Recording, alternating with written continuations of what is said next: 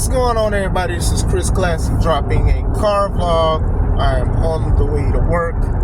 Hope you guys are having a wonderful Monday. If nobody tells you today, remember that God loves you, Christ loves you, and I love you as well.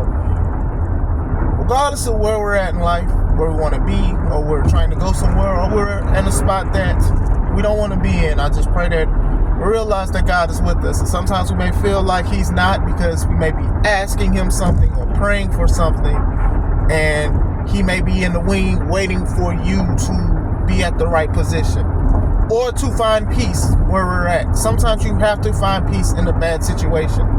Easier said than done, but sometimes it's about our spiritual over our emotional. And remember that we got to be careful with acting on our emotions sometimes, because we do make some bad decisions that way. Make sure you subscribe to this channel, the Take It Home podcast, where I talk about professional wrestling topics. Make sure you also subscribe to C3 Ultimate Wrestling, currently run by the board. Still my company. That's going to be the new hashtag. Me and my wife, still my company. But if you've been familiar with a lot of things that's on Facebook, you see a lot of stuff forming for our next show, July 6th, called Red Fighting Blues. So make sure you get tickets for that. Early show. Usually our shows are early, so make sure you get your tickets on Eventbrite. Tickets are $5 off. I wanted to talk about something that a lot of subscribers and my friends have been talking about with wrestling in general. And that is, people don't tap out to submissions anymore. And it is kind of frustrating. It's very frustrating. And I want to talk about that. I understand the build to it. Like, you want to say that this person gave their all, that even when they was in a devastating move that is supposed to hurt or permanently damage or break their body, that they pass out. I understand that. The issue is there's an oversaturation of it. Like, I think Kofi Kingston was like one of the last people who tapped out to a submission. No. And then before that, I do think the last thing I remember, now it could be something different. I haven't watched wrestling matches in its entirety for a while. I usually watch the PLEs and then I'll look at the highlights. But what's her name? Lyra Valkyrie. I don't know how to spell. I don't know how to say her name. But I believe she tapped to Roxanne Perez finisher when they did a TakeOver WrestleMania weekend. But even AEW, it's just a lot of people don't tap.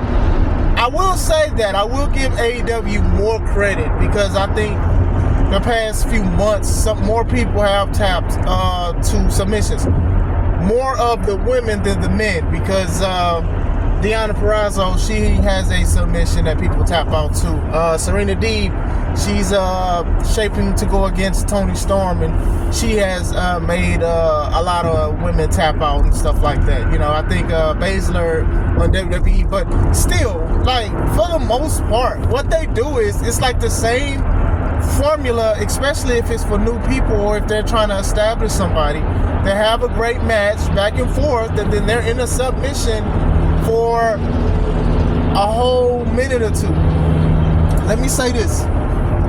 If you're in a whole submission for a minute or two, and you're not injured after that, then that kind of is a problem. Like you can't be put in a legit sleeper hold for a long time. Like, you can literally lose oxygen to your brain. Like, it's permanent. Like you may not fully recover.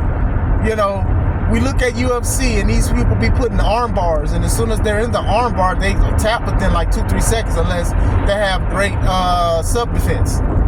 And most of the time they don't. They're trying to hurry up. They're not staying in that same position. They're moving around. They're trying to pivot. They're trying to get some of the pressure off of their limbs so they can save it. We've seen a lot of UFC fights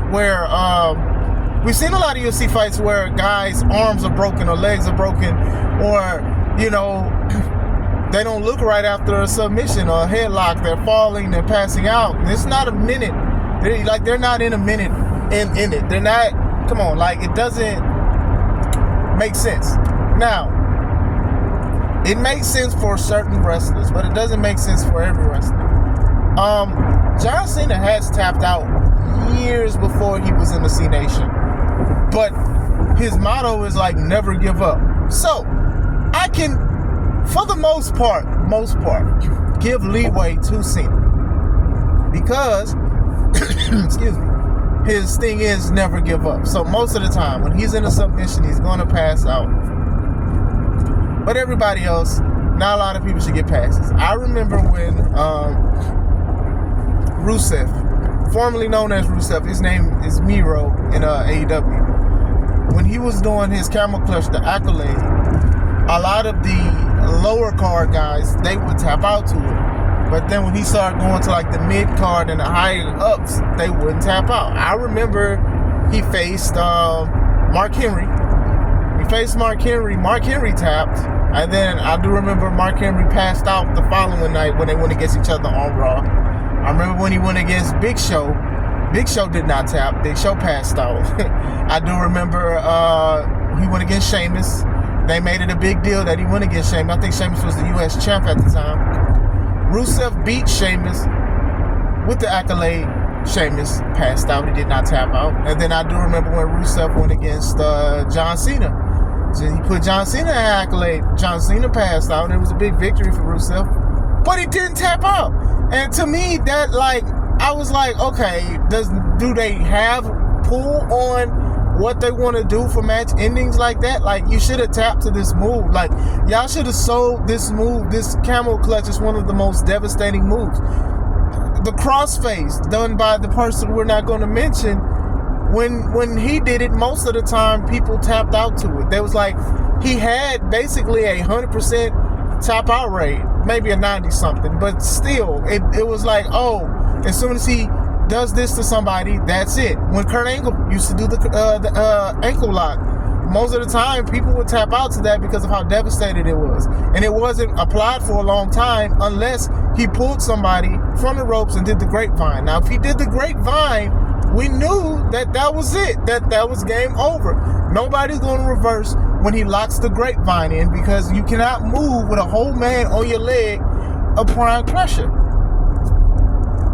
You get what I'm saying? So it's different now. You see John Moxley and AEW choking out a lot of people, and then they just pass out. They don't tap out and stuff like that. I remember he had the match against Wheeler Yuta, and a lot of people say, oh my gosh, Wheeler Yuta's a good wrestler. He's this and that. He didn't even give up. I understand the aesthetic, but the aesthetic is becoming unoriginal. It's becoming duplicated a lot.